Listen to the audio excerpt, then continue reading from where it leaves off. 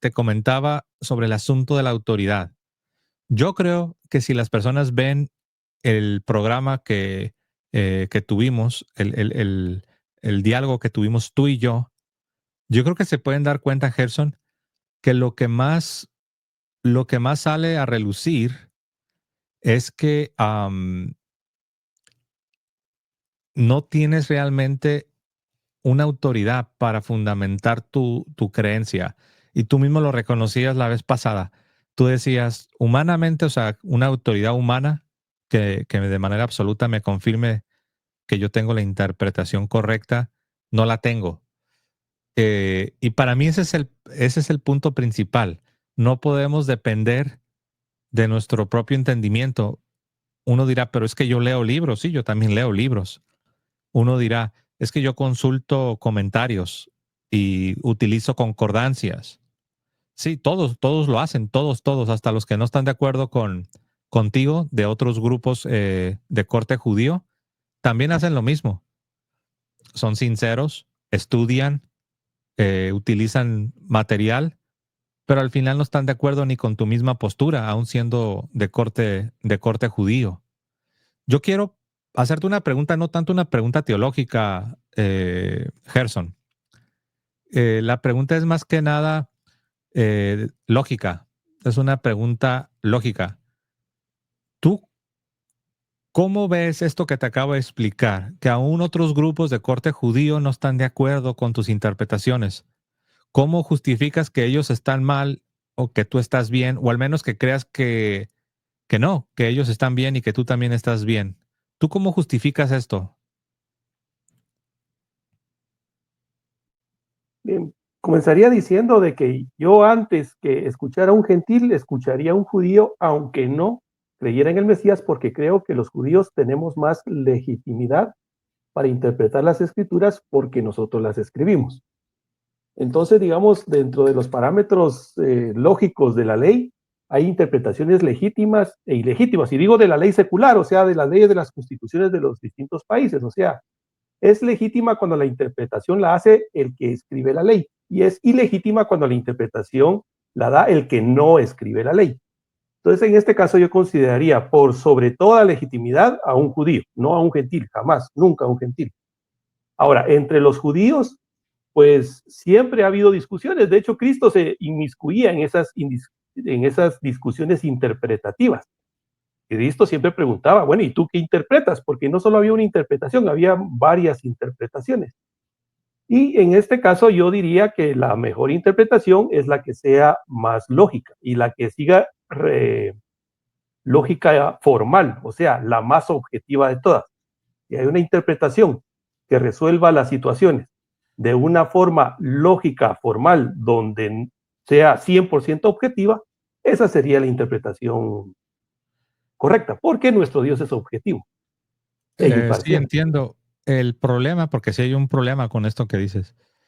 El problema, querido Gerson, es que otros grupos de corte judío, diciendo lo mismo que tú dices, ellos creen cosas que te contradicen a ti. Entonces, ¿cómo le haces tú, Gerson? ¿Cómo le haces tú para tener la certeza y la tranquilidad de conciencia de que tu posición es la correcta y que la posición de los otros grupos de corte judío no es la correcta, es falsa? O sea, ¿cómo sabes que estás en la verdad si al final, como tú mismo confesaste la vez pasada, no tienes una autoridad humana que te confirme de parte de Dios que estás en la verdad? Sí. Lo que sucede es de que la verdad es autoridad en sí misma. Por ejemplo, te puedo poner la cuestión de las matemáticas. Entonces, si tú me das un sistema de ecuaciones, digamos, para resolver las incógnitas de esas ecuaciones, eh, es en sí misma la ecuación es una autoridad. Si la resuelve alguien, otra persona distinta a mí, y yo sigo pasos rigurosos, pues voy a llegar a la verdad siguiendo esos pasos rigurosos lógicos. En cambio, la otra persona, si usa la subjetividad, no va a llegar. Y al final se puede demostrar cuál es la verdad, porque yo puedo resolver y puedo demostrar que encontrando el valor de esas incógnitas, los resultados dan. Entonces, para mí, lo Ajá. primero es ser objetivo e imparcial, o sea, Claro, no adquirir un partido. pero los otros grupos de corte judío también son objetivos y también son imparciales y también son sinceros. ¿No lo son? Mm, no, lamentaría decir que la Pero mayoría ¿cómo lo de las sabes? religiones no la son. Pero no, O sea, ¿cómo sabes que esos otros grupos de corte judío no son sinceros y no son objetivos y tú sí eres sincero y tú sí eres objetivo? O sea, cuál es tu medida? ¿Cómo le haces para discernir que ellos no son sinceros y no son objetivos y tú sí eres sincero y tú sí eres objetivo? ¿Cómo le haces? por ejemplo, en el caso del nacimiento del Mesías, cuando una persona ya comienza con descalificaciones hacia Jesús de Nazaret y no utiliza la ley para evaluar su legitimidad, yo ya sé que no está siendo objetivo, porque o sea, la Torá es objetiva e imparcial, funciona como las matemáticas. Todas las leyes de la Torá están interrelacionadas como las leyes de las matemáticas y es mecánica, o sea, ahí no hay sentimientos involucrados. Entonces, cuando un judío comienza a dar argumentos emocionales, sentimentales, no históricos, yo ya sé de que ese judío no está siendo objetivo, porque yo nunca he escuchado a un judío que evalúe a Jesús de Nazaret de acuerdo a la Torá. No sé si tú has escuchado a algún judío que evalúe a Jesús de Nazaret, la concepción y el nacimiento de Jesús de Nazaret de acuerdo a la Torá. Muy bien, lo que sucede, Gerson, lo que tú dices, al final todo depende de ti. O sea, todo va a depender de lo que tú puedes comprender. Porque tú descalificas a los otros grupos de corte judío, los descalificas, diciendo que no son objetivos y diciendo que, pues que incluso, pues que no están siendo fieles a las escrituras. Pero ellos dicen lo mismo acerca de ti. O sea, a donde quiero llegar, para que la gente no piense que simplemente estamos dando vueltas, a donde quiero llegar es que la razón por la que nosotros sabemos qué es lo que debemos creer es porque Cristo, Jesús de Nazaret, el Mesías, fundó una iglesia. Y en esa iglesia Él depositó su revelación. Tú por ahí pones el ejemplo de las matemáticas. Las matemáticas es conocimiento natural, pero recuerda que no estamos lidiando con el conocimiento natural. No estamos hablando de las ciencias exactas. Estamos hablando de una revelación sobrenatural. Y esta revelación sobrenatural, Dios ah, la ha llevado a cabo por medio de Jesucristo y la ha entregado a la iglesia. Por eso hablamos del depósito. Lo que Jesucristo entregó a su iglesia es un depósito. Y otra palabra que usamos para hablar del depósito es revelación, revelación divina. Y esa revelación divina es algo que la iglesia administra.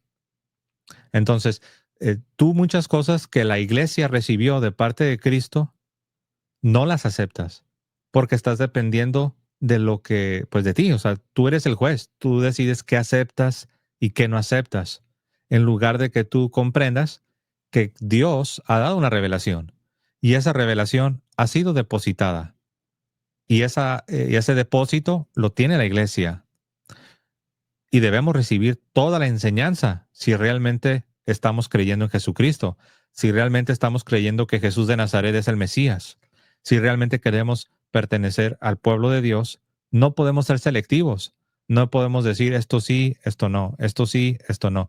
La misma confesión de que Jesús de Nazaret es parte del depósito de la fe.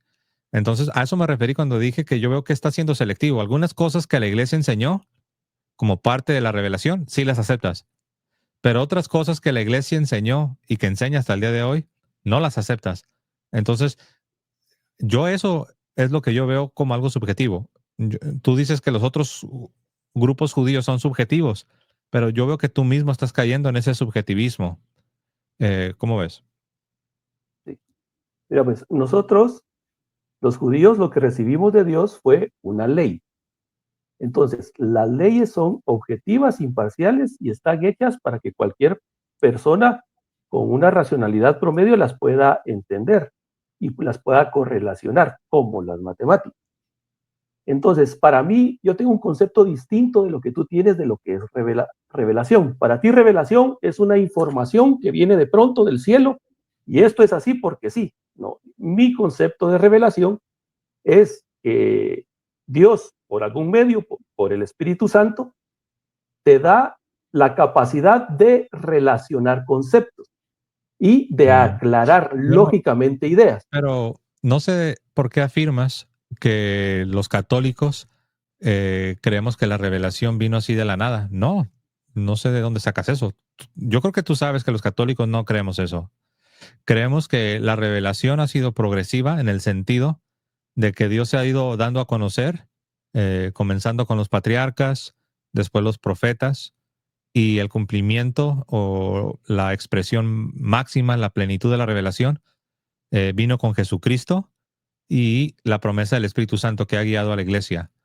Entonces, no sé por qué dices que nosotros creemos que la revelación vino así como que de la nada. No, nosotros comprendemos lo que es la revelación. El problema acá no es que si Dios nos dio una ley o no nos dio una ley. La pregunta es si Jesucristo vino a cumplir la ley y Jesucristo vino a traer la plenitud de la revelación. Si tu respuesta es sí, entonces ahí está el asunto. ¿Por qué no estás entonces recibiendo ese cumplimiento de la ley y esa plenitud de la revelación? ¿Por qué, por qué te regresas a solamente como la ley, como si no existiera ya el cumplimiento de la ley? ¿Por qué te quedas con parte de la revelación, pero no aceptas la plenitud de la revelación? La plenitud de la revelación, Jesucristo la trajo, al menos que digas que no crees que Jesucristo trajo la plenitud de la revelación y el cumplimiento de la ley. Y esa plenitud, esa revelación final está en la iglesia. Es un depósito. No está en ti, no está en tu entendimiento, no es lo que tú quieres aceptar o lo que tú no quieres aceptar. Jesucristo vino hace 2000 años y fundó una iglesia hace 2000 años. La pregunta es, ¿dónde está esa iglesia? ¿Tú por qué no estás en esa iglesia que Jesucristo fundó? Esa es la pregunta, ¿no? Entonces, yo quisiera escucharte, ¿por qué no estás en la iglesia? ¿Por qué estás dependiendo de tus propias interpretaciones? Y como te decía, no es que no tenga un marco de referencia para poder interpretar. O sea, yo interpreto en base a una objetividad sistemática. Pero mira cómo comienzas con yo interpreto. Ya desde ahí estás confirmando mi punto.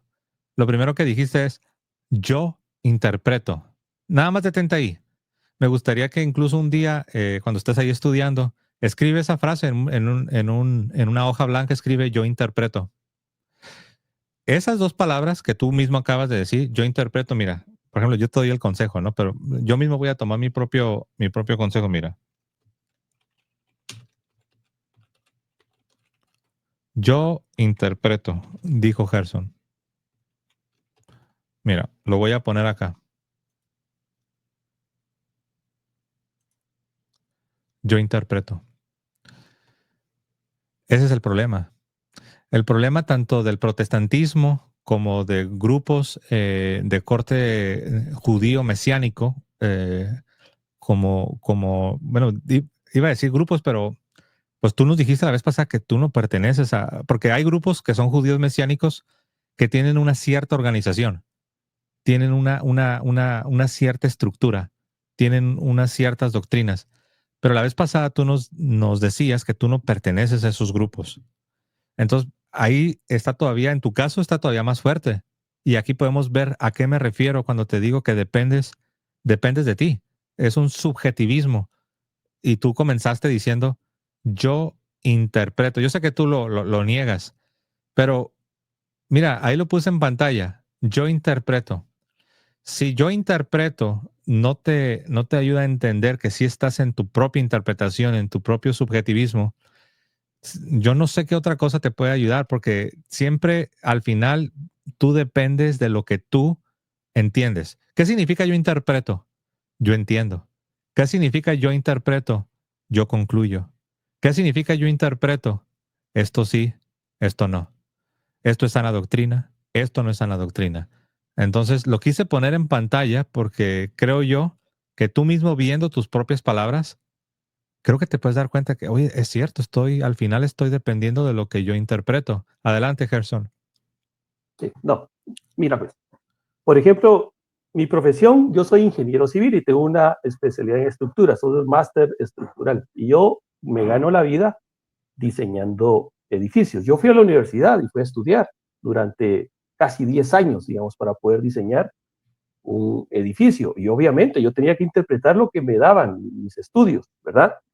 Entonces, ahora yo vivo de mi interpretación. O sea, yo vivo de lo que hago, porque, y no solo yo, sino que mucha gente, la vida de mucha gente depende de lo que yo hago, porque a la hora de yo hacer un edificio, tengo que hacerlo bien, de manera objetiva. No puedo hacerlo como a mí se me ocurra, como a mí se me dé la gana. Aunque yo haya interpretado durante el tiempo que haya estado estudiando, a la hora de diseñar, tengo que usar parámetros objetivos, reales. Porque si yo no hago eso, seguramente voy a matar a miles de personas y ese edificio se cae. Entonces yo tengo que seguir parámetros reales, lógicos y objetivos para poder diseñar ese edificio. Y el mismo sistema utilizo para interpretar las escrituras o interpretar cualquier documento. Entonces, por ejemplo, una cuestión es que se tiene que ajustar a la realidad. O sea, yo no puedo diseñar bajo parámetros irreales. Por ejemplo, si el concreto solo me soporta 3,000 libras por pulgada cuadrada, yo no puedo suponer que me va a llegar a soportar 10,000, porque si supongo 10,000, ese edificio se me va a caer. Ahora, si me das un poquito más de tiempo, te voy a decir, por ejemplo, por qué no creo yo en la Iglesia Católica. La Eucaristía, por ejemplo. Entiendo. Perdón, Gerson. Sí, o sea, ya hemos tocado, digamos que temas específicos los hemos tocado. Los hemos tocado. Pero aquí me quiero basar no tanto en los temas que tú rechazas o en las doctrinas que tú rechazas. Me quiero enfocar en tu metodología de yo interpreto. Que mira, aunque tú digas que no eres protestante y aunque tú digas que no eres evangélico, en la realidad tú estás operando bajo el mismo principio que el protestantismo, la idea de la sola escritura. Tal vez no usas las mismas frases, tal vez no usas la misma terminología, pero al final estás operando con el mismo principio. Esta idea de sola escritura que significa interpretación privada. O como tú dijiste, yo interpreto. Ahora, la pregunta principal es esta. Acá no estamos diciendo que sea malo interpretar. Estoy diciendo que tú eres el que interpretas cuando Jesucristo le prometió el Espíritu Santo a sus apóstoles para que ellos pudieran ser guiados a toda la verdad por medio del Espíritu Santo. Y ese trabajo lo tienen ellos, lo tuvieron los apóstoles y los obispos, que son los sucesores de los apóstoles, son los que tienen la asistencia del Espíritu Santo para poder, si quieres usar la palabra, para poder interpretar, para poder enseñar la verdad a la iglesia. Ese trabajo o ese encargo no te fue dado a ti de manera, o sea, Jesucristo no te asignó a ti para que tú puedas llevar a cabo la tarea de enseñar a toda la iglesia cuál es la verdadera interpretación. O como tú dices, yo interpreto, pero, o sea, mira, con todo respeto, ¿no? Alguien pudiera decir, sí, pero ¿quién eres tú? O sea, tú comienzas diciendo que yo interpreto. Es para que me entiendas qué tan fuerte suena esta frase de yo interpreto. Es prácticamente como diciendo, yo digo, yo decreto. O sea, sí, pero ¿con qué autoridad? Y mira, este punto es clave. Permíteme acá un momento. Lo que voy a hacer ahora, voy a compartir acá la pantalla. Vamos a, vamos a traerlo acá. Mira, ahí está, ¿no?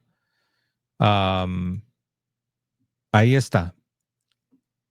Efesios 4, en el 11, se nos dice que Jesucristo le dio la tarea de dar la sana doctrina, no, no a ti, Gerson, no a mí, fue a sus apóstoles. Dice que Jesucristo mismo constituyó a unos apóstoles, a otros profetas, a otros evangelistas, a otros pastores y maestros, a fin de perfeccionar a los santos para la obra del ministerio, para la edificación del cuerpo de Cristo. Tú hablabas de edificios, tú hablabas de ser arquitecto, de edificios, de planos. Bueno, el edificio es la iglesia. El arquitecto principal es Jesucristo, es el que está edificando. Pero ahí hay mayordomos, hay vigilantes, hay supervisores, y no eres tú, no soy yo. A fin de perfeccionar a los santos, él mismo constituyó a unos apóstoles, a otros profetas, a otros evangelistas, a otros pastores y maestros, a fin de perfeccionar a los santos para la obra del ministerio, para la edificación del cuerpo de Cristo, que es la iglesia, hasta que todos lleguemos a la unidad de la fe. ¿Sabes por qué no hay unidad de la fe en el protestantismo y en los grupos judíos mesiánicos? La razón por la que no tienen la unidad de la fe es porque están fuera de la iglesia. Cristo fundó una iglesia y Cristo colocó en esa iglesia a peritos, a expertos, a supervisores que se encarguen con la asistencia del Espíritu Santo de llegar a la unidad de la fe y del conocimiento del Hijo de Dios, a un varón perfecto, a la estatura de la plenitud de Cristo. Y mira lo que dice el verso 14. Yo no sé si estarás escuchando o no, Gerson, pero el verso 14 dice, otra razón por la que Cristo puso un magisterio en la iglesia, para que ya no seamos niños fluctuantes, llevados por doquiera de todo viento de doctrina, por estratagema de hombres que para engañar emplean con astucia las artimañas del error.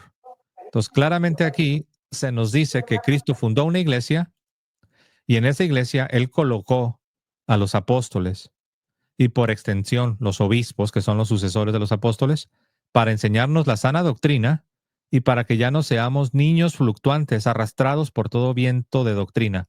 Y dice que una de las razones es para llegar a la unidad de la fe y para evitar que caigamos en el error. Esto es lo que Cristo ha establecido en su iglesia y es por eso que tú, Gerson, más allá de tu inteligencia y más allá de las cosas que tú puedas comprender estudiando el texto sagrado, al final no vas a poder arribar a la unidad de la fe y no vas a poder llegar a toda la revelación, al menos que estés dispuesto a recibir lo que Cristo ha hecho en la iglesia. ¿Qué te parece esto, Gerson? Sí, mira, pues, desde que tú utilizas la palabra Cristo, ya hay mucho que discutir.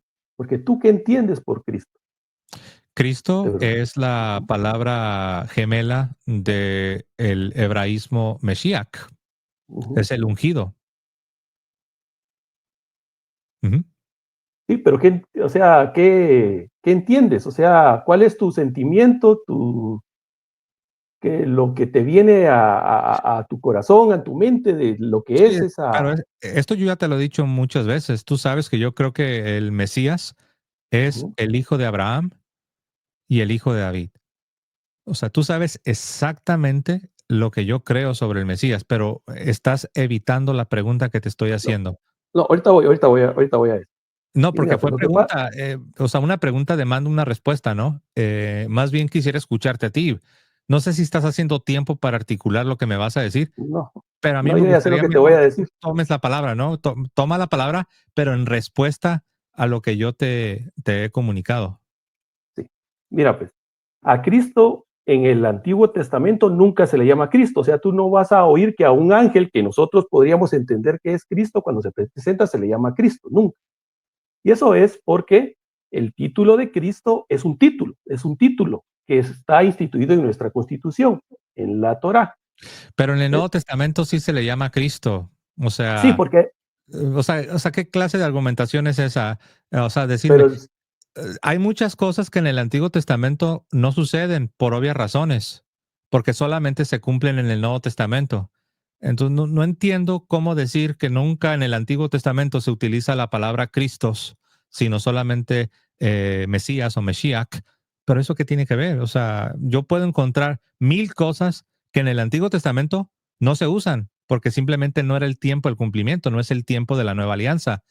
Pero, ¿qué tiene que ver eso con el hecho de que ya vino el Mesías, ya fundó una iglesia, ya instituyó en la iglesia a los pastores y los maestros autorizados para enseñar la sana doctrina y para que ya no seamos niños fluctuantes? ¿Qué tiene que ver todo lo que tú dijiste con el hecho de que tú no quieres recibir esta iglesia que tiene el depósito de la fe? A mí me gustaría escucharte sobre este punto, querido Gerson.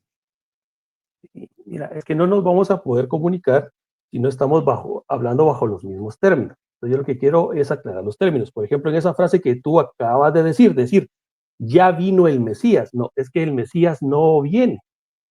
El Mesías es un título que adquiere el, el jefe de Estado de Eso ya Israel. lo sabemos. O sea, yo sé que el Y o Mesías sea, es un título.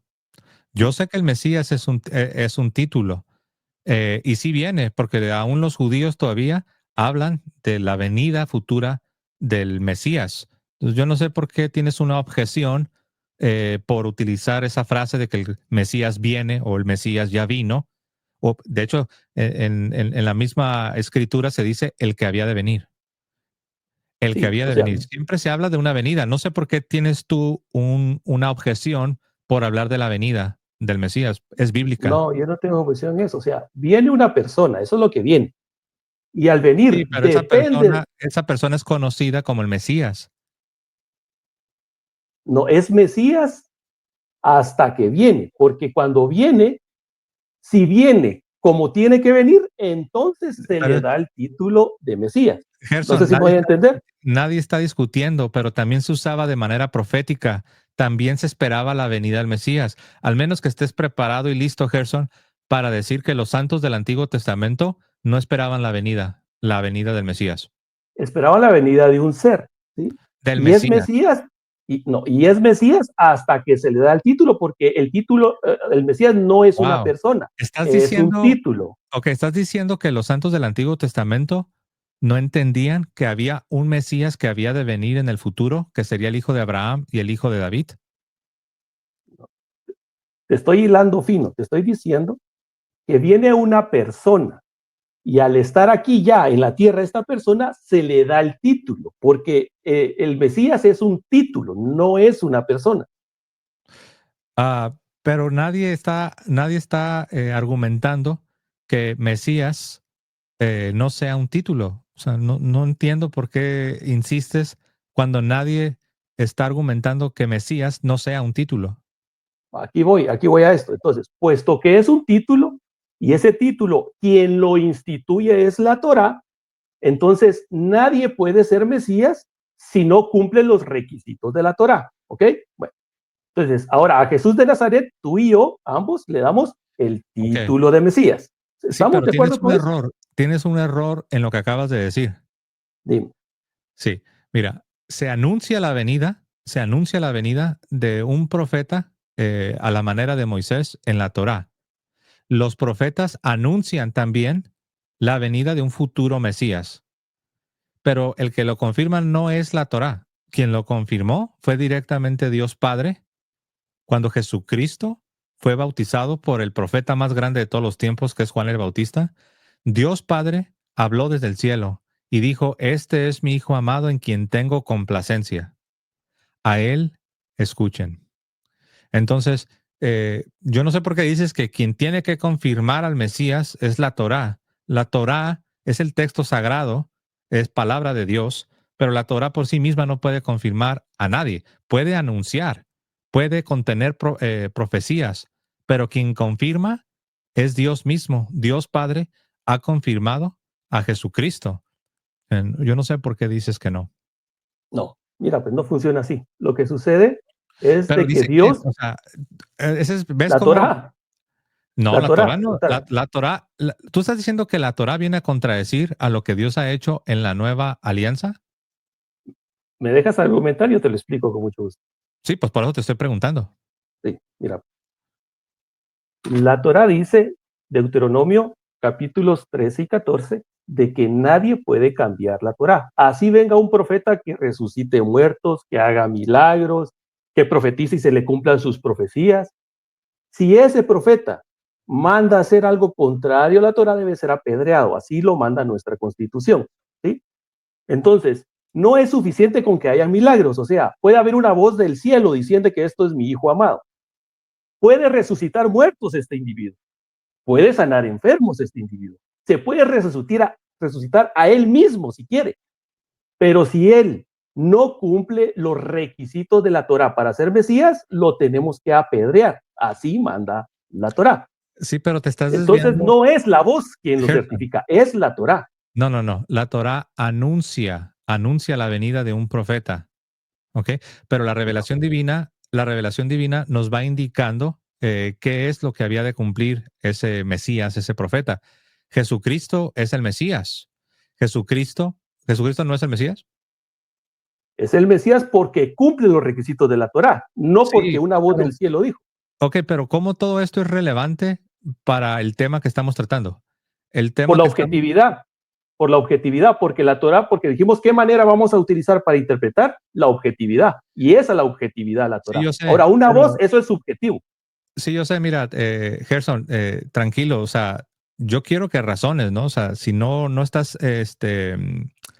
si no estás realmente razonando, pues cuál sería el propósito, ¿no? No tienes que exaltarte. Lo que te estaba explicando es que Jesucristo, el Mesías, vino y fundó una iglesia. Esta iglesia recibió una entrega. A esa entrega le llamamos el depósito de la fe, la revelación. Es una revelación plena, completa, no parcial.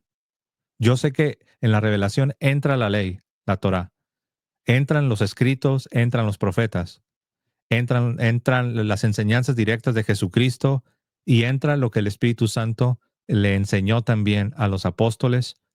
Ahí entra todo. Pero Jesucristo funda una iglesia y a esta iglesia le entrega su doctrina, lo que llamamos la sana doctrina. Y esa doctrina, todos los que van a creer en Jesús como el Mesías, deben recibirla. Tú no la estás recibiendo porque no recibes todo lo que enseña la iglesia.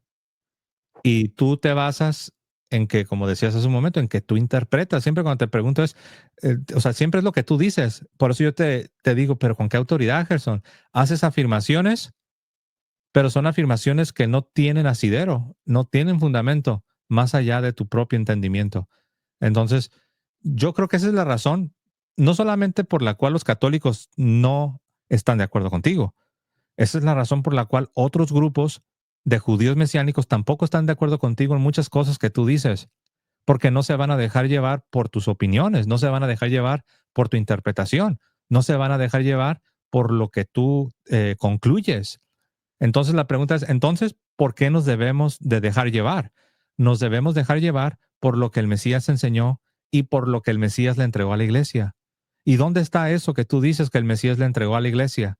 Pues está presente en lo que llamamos el depósito de la fe que enseña la iglesia católica, no por un grupo judío mesiánico que nació en el siglo pasado o no por lo que dice una persona leyendo y llegando a sus propias conclusiones. Y ese es el punto principal. O sea, podemos acá hablar qué significa Mesías, que si es título, que si no es título, pero nos estamos desviando. El punto principal es con qué autoridad es que tú dices que lo que tú enseñas y lo que tú crees, eso es lo correcto y lo que enseñan otros grupos judíos mesiánicos no es lo correcto y lo que enseña la Iglesia Católica, pues menos es lo correcto, ¿no? Entonces ahí es como que tú contra el mundo y no podemos depender de lo que tú concluyes, Gerson. Ok, mira, pues en Jesús de Nazaret dijo que él no había venido sino por las ovejas perdidas de la casa de Israel. Cuando él escogió apóstoles, escogió solo judíos. Cuando escogió los miembros para su Sanedrín, escogió solo judíos. Cuando escogió jueces, escogió solo judíos. Entonces, si yo soy judío, en primera instancia, estaría yo más calificado que la iglesia romana para interpretar. Porque también Deuteronomio dice que a nosotros se nos fue dada la ley como una herencia eterna. Entonces, somos los judíos los más legítimos para poder interpretar las escrituras. Entonces, desde ahí, digamos, yo creería que yo estoy mejor facultado y mejor capacitado y legítimamente por Cristo que Roma. Ahora, entre los judíos habemos quienes creemos y quienes no creen. La única diferencia entre nosotros es que nosotros reconocemos a Jesús de Nazaret con el título de Mesías y los otros no, pero de allí las interpretaciones son bastante parecidas. Por ejemplo, ningún judío te diría que la ley anuncia al Mesías. No, la ley no anuncia al Mesías, la ley certifica al Mesías, que es otra cosa distinta. Y eso te lo va a decir cualquier judío.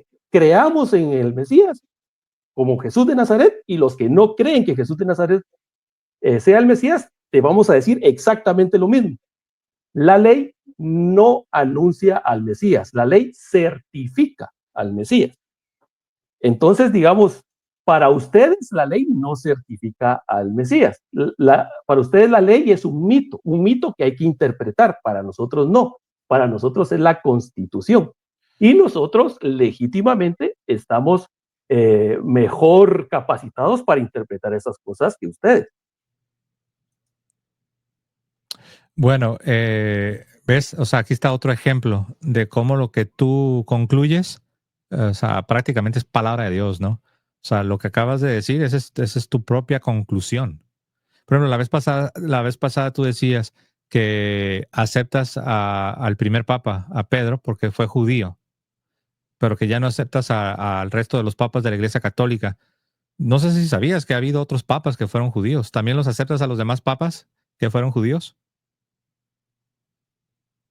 No conozco a ninguno. Y como te digo, No, yo iría contra entiendo que no lo nuestra... conozcas, pero mi pregunta es que si sí los aceptas, porque sí hubo otros papas judíos. No, porque en nuestra constitución ese cargo no se da Pues, por sucesión. bueno, gracias por ser honesto, porque acabo de demostrar que tu problema no es como tú nos dijiste la vez pasada, que no aceptas a los papas de la Iglesia Católica por no ser judíos. Tu problema es que realmente no aceptas el papado.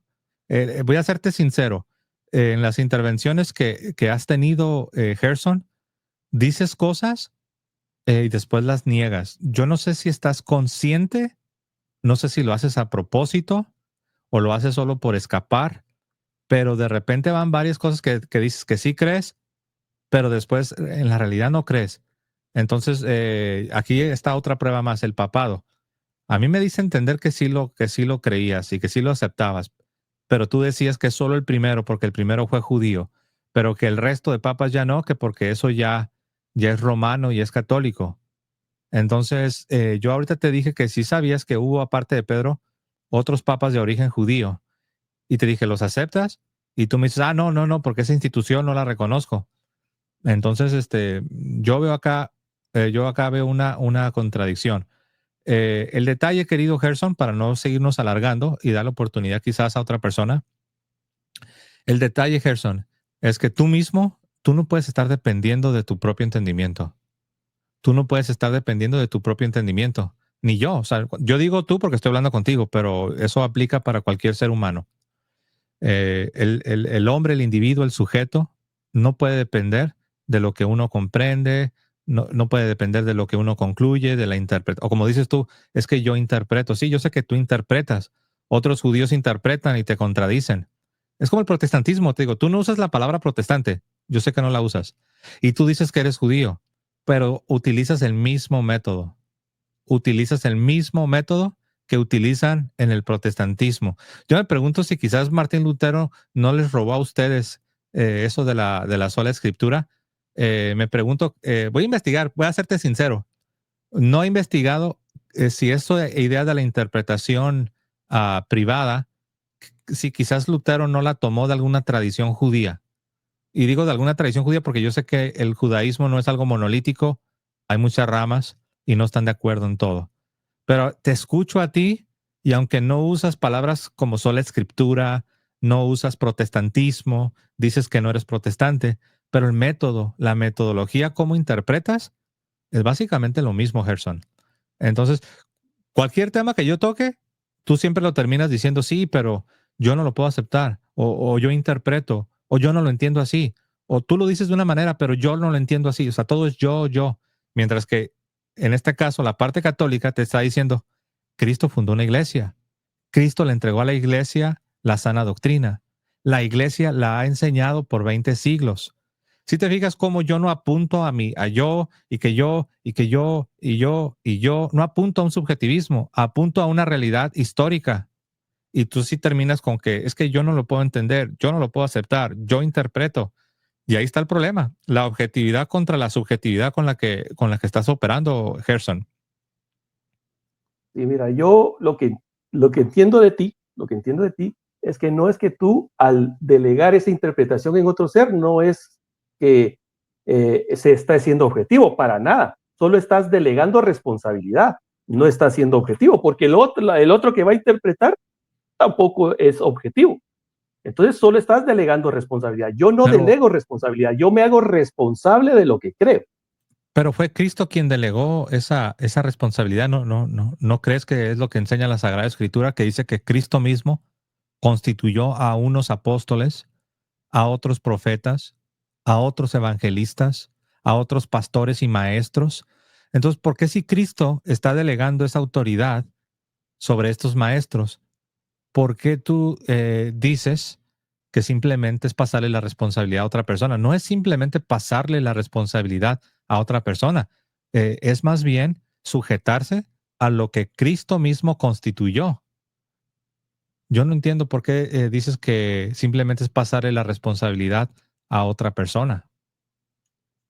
Por ejemplo, en las escrituras judías había un Mesías que le pidió a, a un ciudadano que le vendiera su tierra. Y resulta que la Torá le daba el derecho a ese ciudadano de no venderle la tierra al Mesías, sino preservarla. Entonces el ciudadano dijo, no, yo no te vendo mi tierra, aunque seas el Mesías, porque la Torá a mí me da el derecho de preservarla. Y era el Mesías al que se la estaba pidiendo. Y Dios apoyó al ciudadano, no al Mesías. Ahora, este ciudadano estaba interpretando la ley a su manera y tenía razón. Y estaba equivocado el Mesías. Entonces, de ahí decimos que nuestro Dios no permite que una persona delegue su responsabilidad en otro. Cada individuo es responsable de lo que cree. Pero no estamos hablando de la responsabilidad del ser humano, no estamos hablando de la responsabilidad de la criatura. Estamos hablando de la revelación divina que le fue entregada a los ministros autorizados dentro de la iglesia. No estamos hablando de que yo no soy responsable y que le voy a echar la culpa por mis acciones al vecino. No, estamos hablando que Jesucristo le delegó autoridad, Jesucristo le entregó la autoridad, como dice la Sagrada Escritura, a lo que llamamos magisterios. Son los maestros, es el magisterio, es el magistro. Dice que Jesús mismo constituyó a unos apóstoles, a otros profetas, a otros pastores y maestros. Ellos son los encargados de enseñarnos. Ahí lo dice, mira, a fin de perfeccionar a los santos. ¿Quiénes son los santos? El pueblo de Dios. Dice, a fin de perfeccionar a los santos para la obra del ministerio, para la edificación del cuerpo de Cristo, hasta que todos lleguemos a la unidad de la fe. Por eso los que están fuera de la iglesia no pueden llegar a la unidad de la fe. Dice, y para que ya no seamos niños fluctuantes arrastrados por doquiera de todo viento de doctrina, por estrategias de hombres que para engañar emplean con astucia las artimañas del error.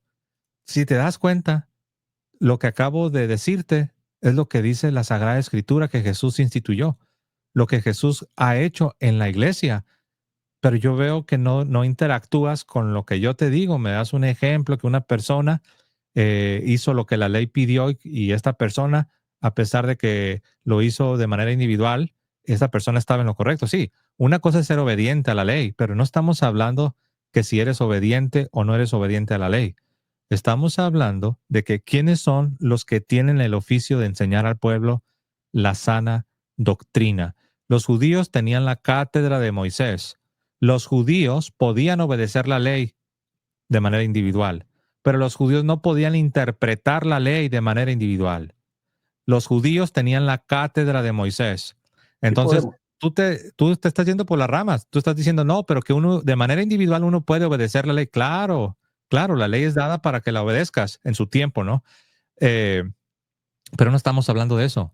Lo que estamos hablando es que los individuos no pueden interpretar de manera individual, de manera aislada, así como los judíos no podían hacerlo porque tenían la cátedra de Moisés. Bueno, en tiempos de la nueva alianza, en tiempos del cumplimiento, en tiempos de la iglesia, también tenemos una cátedra y no podemos interpretar de manera individual, aisladamente, cuando hay una cátedra que tenemos que obedecer. Ya no es la cátedra de Moisés porque ya se cumplió, ahora tenemos la nueva alianza, es la cátedra de Pedro. Y la cátedra de Pedro nos enseña cuál es la sana doctrina. no lo que tú interpretas, no lo que tú concluyes. No, no se trata porque Jesucristo no te instituyó a ti. Jesucristo instituyó a un magisterio en la iglesia, no fuera de la iglesia. Eso es que está bien claro. O sea, yo te puedo, incluso si uno lee todo el contexto, todo te habla de que tenemos una misma fe. Mira lo que dice acá. Solícitos en guardar la unidad del espíritu en el vínculo de la paz, un cuerpo, un espíritu, como también fuisteis llamados en una misma esperanza de vuestra vocación. Y mira lo que dice ahí Gerson. Un Señor, una fe, no mil doctrinas, no mil confesiones, no mil interpretaciones. Un Señor, una fe, un bautismo, un Dios y Padre de todos, el cual es sobre todos y por todos y en todos. Pero cada uno de nosotros fue dada la gracia conforme a la medida del don de Cristo. Y después de que habla de estos dones de Cristo, dice que Él mismo constituyó a unos apóstoles, a otros profetas, evangelistas, pastores, maestros. ¿Para qué? Para que seamos santos, para perfeccionar a los santos. ¿Para qué más? Para la edificación del cuerpo de Cristo, de la iglesia. ¿Para qué más? Para llegar a la unidad de la fe y del conocimiento del Hijo de Dios, a un varón perfecto, para que seamos santos, transformados a la imagen de Cristo. ¿Para qué más? Para que ya no seamos niños fluctuantes llevados por doquiera de todo viento de doctrina. ¿Tú sabes qué es el lenguaje de ser niños fluctuantes? Es tomado de los proverbios. En proverbios se habla de los que son niños en el entendimiento, los que son, se usa en la traducción clásica necio. Los necios son los niños, los inmaduros. Y también ese lenguaje de no ser arrastrados por todo viento de doctrina se toma del libro de los Salmos. En el libro de los Salmos se nos dice que el justo no va a ser como los impíos, que viene el viento y son arrastrados por todas partes. Fíjate, este rol de enseñanza que nos va a ayudar para no ser como los niños, como los necios de Proverbios, y para no ser como las hojas arrebatadas por el viento del Salmo 1. Este oficio de la enseñanza está en la iglesia instituido por Cristo. Se supone que los fieles, que no queremos ser ni necios como en Proverbios, ni queremos ser como la hoja del árbol que es arrebatada por el viento, necesitaríamos nosotros prestar atención a la cátedra que Jesucristo mismo instituyó, porque Él mismo constituyó a unos apóstoles, a otros profetas, evangelistas, pastores y maestros, para que seamos perfeccionados, para que recibamos la sana doctrina, para que ya no seamos arrastrados por todo viento de doctrina, como dice el Salmo 1, que los injustos, los impíos, son arrastrados por todo viento. Entonces, Gerson, ahí está la importancia de prestar atención a lo que enseña el mismo magisterio que Jesucristo instituyó. Entonces, ya está de ti estudiar el tema, analizar el tema, o bien seguir por el camino que vas, ¿no? Que es el de yo interpreto. Yo sí te animo a que prestes atención a lo que viene enseñando la iglesia. Tú dices, es que yo no estoy convencido que la iglesia católica sea esa misma iglesia que Cristo fundó. Ok, eso es válido. Decir eso, puedo entender que digas eso, pero ahora tienes una tarea. Y te voy a decir sincero, Gerson, la tarea que tienes es monumental, porque ahora te toca investigar y dedicar quizás un par de años de tu vida para realmente investigar si esta iglesia católica es la misma iglesia que Jesús fundó. Si ya tomaste el tiempo que yo, como te escucho, no lo has hecho, Gerson, pero tendrías que tomar el tiempo, te lo debes a ti mismo porque quieres la verdad. No quieres que se te vayan tus días sin tener la verdad. Y para eso yo te invito. Yo sé que tú dices, no, es que yo no creo que sea la misma. Bueno, tienes que investigarlo. Yo lo hice, a mí me tomó alrededor de 4 años, pero al final me di cuenta que la Iglesia Católica es la misma que Jesucristo fundó. Y yo te quiero invitar a que hagas lo mismo. Investiga, tómate el tiempo. Tómate el tiempo, Gerson. Gerson, tengo a una persona esperándome pacientemente. Quiero darle lugar también a esta persona, se llama Agustín. ¿Qué te parece si lo dejamos acá? Y a mí me gustaría que me tomes el reto, ¿no? En el buen sentido, el reto de investigar si la Iglesia Católica es la misma que Jesús fundó. ¿Qué te parece? Sí, yo la he investigado, la he estudiado, pero digamos de todo lo que tú acabas de decir, ustedes son los niños que se dejan de llevar por todo Ok. viento de A ver, doctrina, ¿cuánto porque el tiempo? niño ¿Cuánto tiempo te tomó investigar a la Iglesia Católica? ¿En cuánto tiempo llegaste a la conclusión de que la Iglesia Católica no es la misma que Jesús fundó?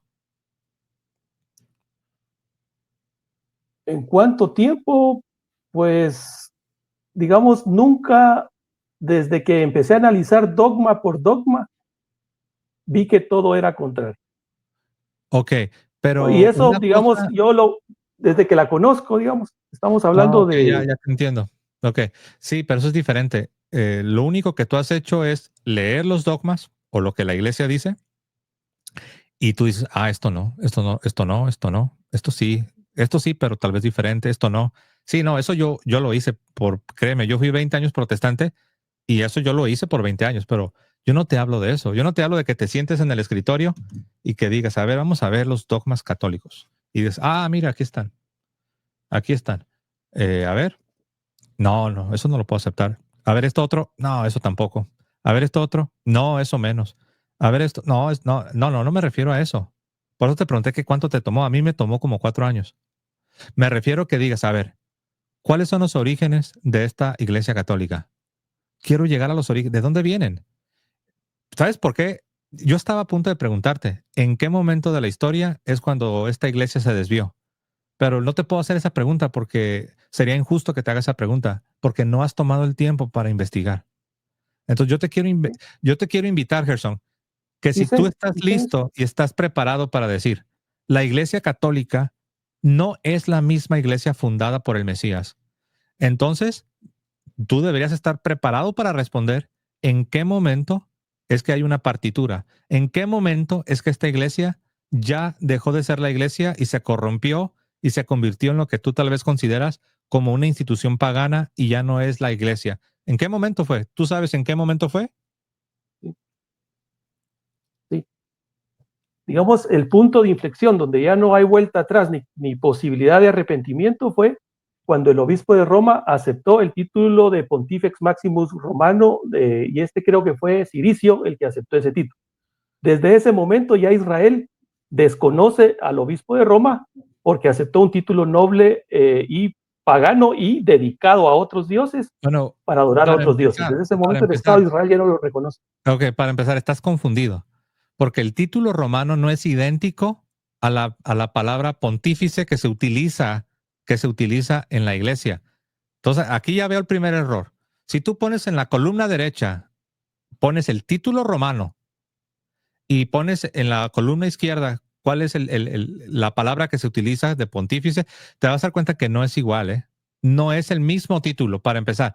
Yo ya te expliqué que hubo ídolos que tenían el título de Señor, pero no porque hubo ídolos o dioses falsos con el título de Señor, significa que a Jesús es falso, porque también a Jesús se le aplica el mismo título que se le aplicaba a los ídolos paganos. Por ejemplo, en literatura pagana se habla del rey del cielo como un ídolo, como un dios falso. Ah, entonces porque los paganos utilizan el título rey del cielo, entonces Jesucristo también le dicen que es el rey del cielo, el rey de reyes y señor de señores. Jesucristo es falso también porque utilizan el mismo título pagano. Si vamos a usar tu forma de pensar, Gerson, tendríamos que desechar muchas cosas, cosas también de entre las cuales aceptas tú varias. Los títulos que podemos utilizar pudieron haber sido utilizados por los paganos, pero no se sigue, no debemos que concluir que como los utilizaron los paganos, entonces significa que hoy día, si usamos la misma palabra, ya es algo pagano. No, olvídate. Pontífice se utiliza con referencia al sucesor de San Pedro, pero no el mismo título como lo usaban los romanos, no de la misma manera como lo utilizaban los romanos.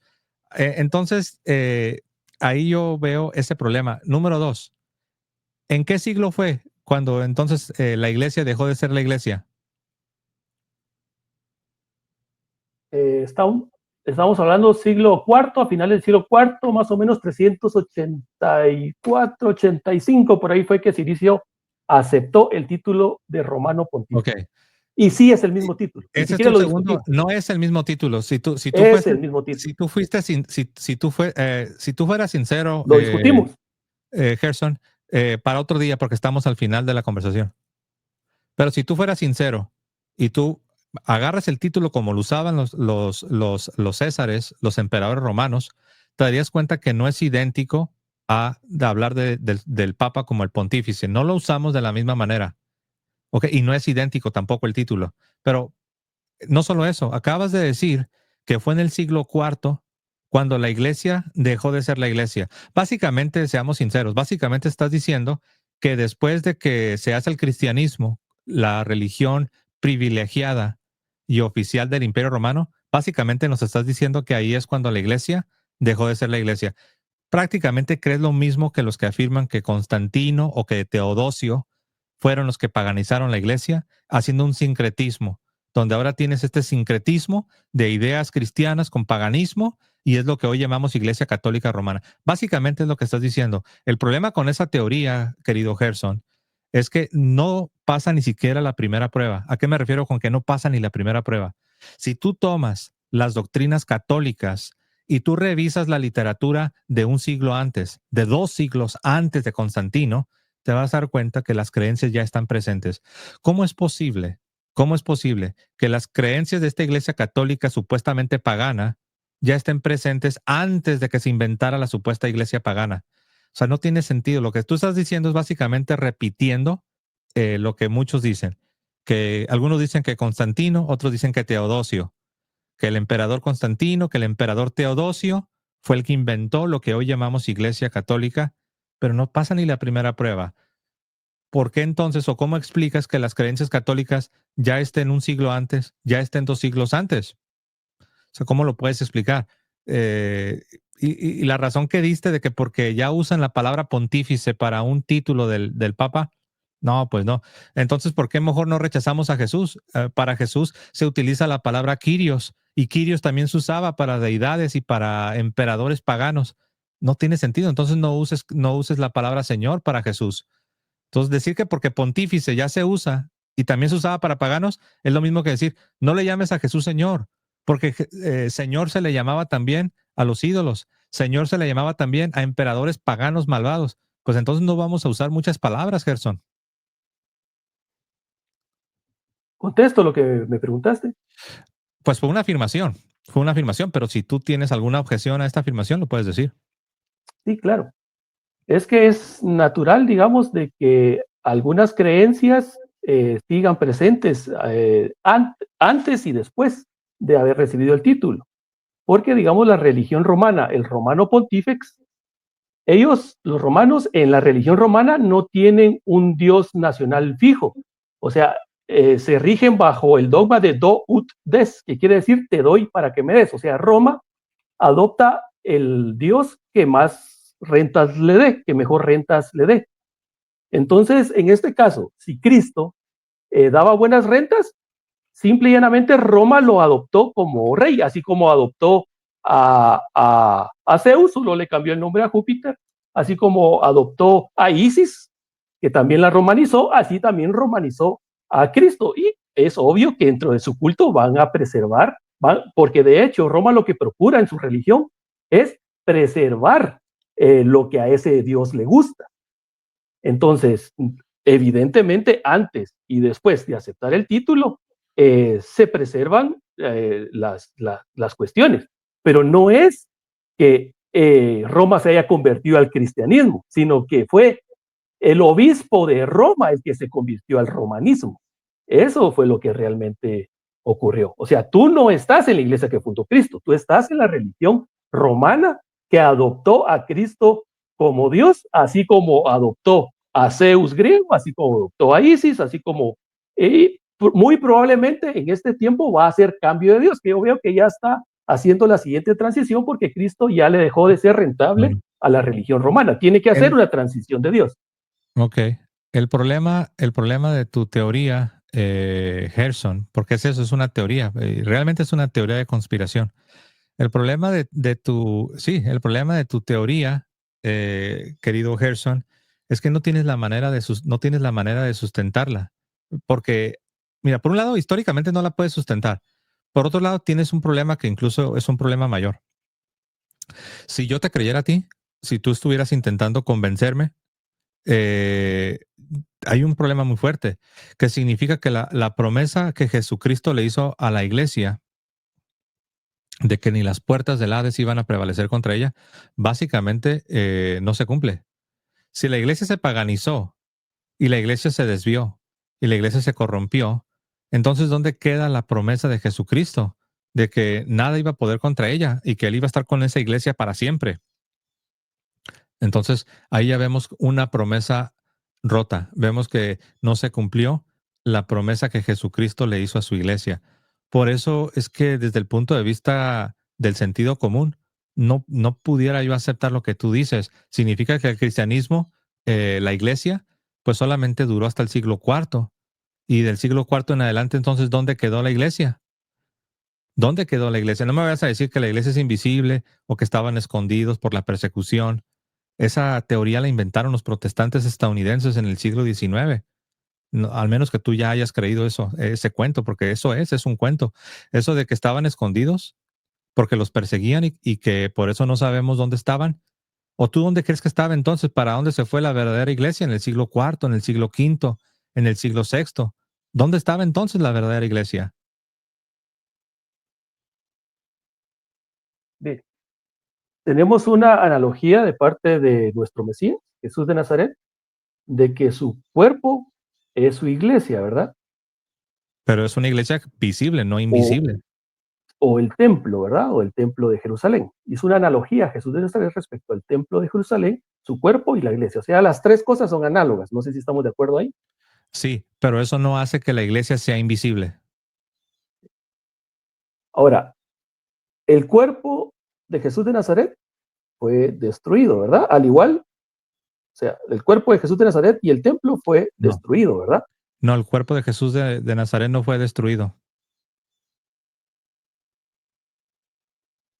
Entonces, ¿cómo interpretas tú cuando Jesús de Nazaret dijo destruyan este templo y en 3 días lo reedificaré? ¿No se estaba refiriendo a su cuerpo, Cristo?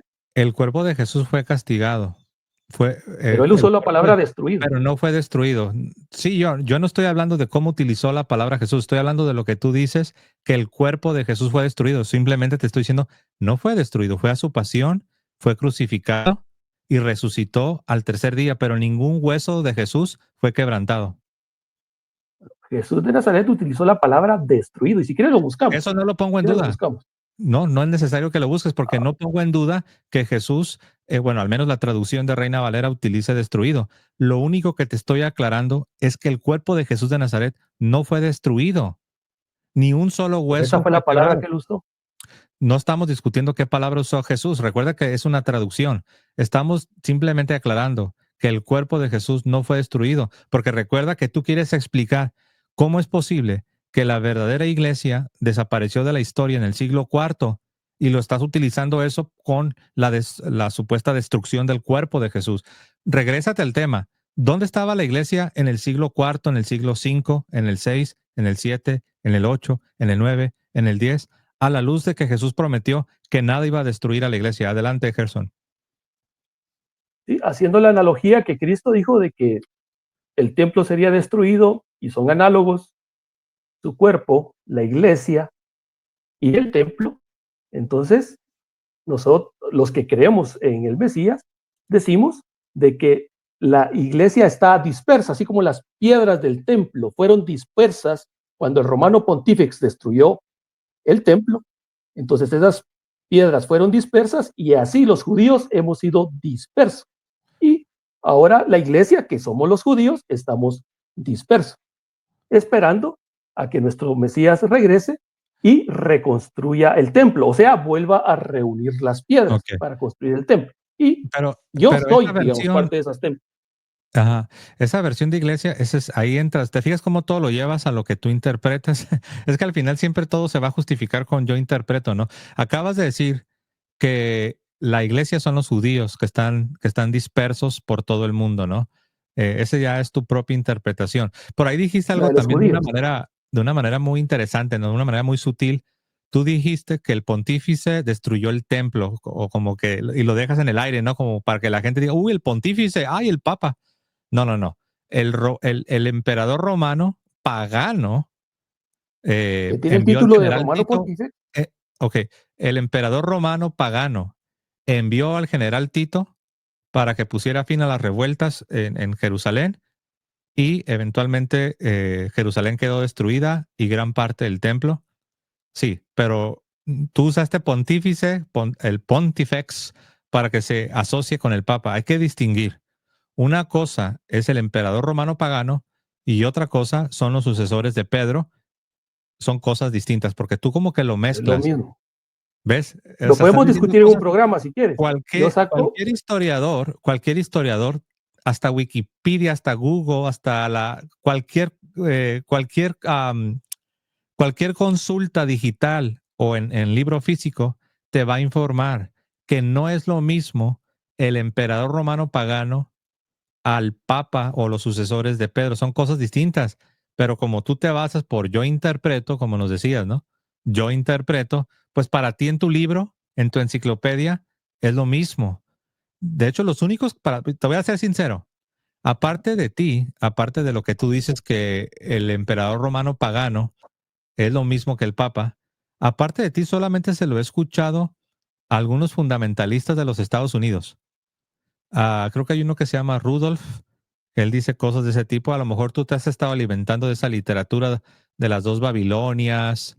Creo que un libro se llama Las dos Babilonias. Puros libros anticatólicos de los Estados Unidos del siglo XIX. Tú hablas como que has estado leyendo esa literatura. Aparte de esta literatura fundamentalista, y a ti, yo no he escuchado a historiadores serios que digan que que el emperador romano pagano es lo mismo que el Papa. Mira, si yo pues, hiciera un si ejercicio, quieres, lo discutimos en un programa. Yo te muestro los historiadores serios que tú quieres y las pudiéramos hacerlo, coherencias históricas. mira, para que no nos compliquemos demasiado, yo te di una sugerencia, ¿no? Y esa sugerencia yo la voy a mostrar al público. Yo dije, si tú simplemente haces una búsqueda sencilla y investigas este tema, te vas a dar cuenta que el emperador romano pagano que usaba el título de pontífice no es, no es lo mismo que el papa. Mira, una simple búsqueda. Yo pregunté que si el pontífice romano es algo pagano, o sea, que si el papa es algo pagano. Mira lo que responde cualquier máquina de búsqueda. No, el romano pontífice, también conocido como el Papa, no es pagano.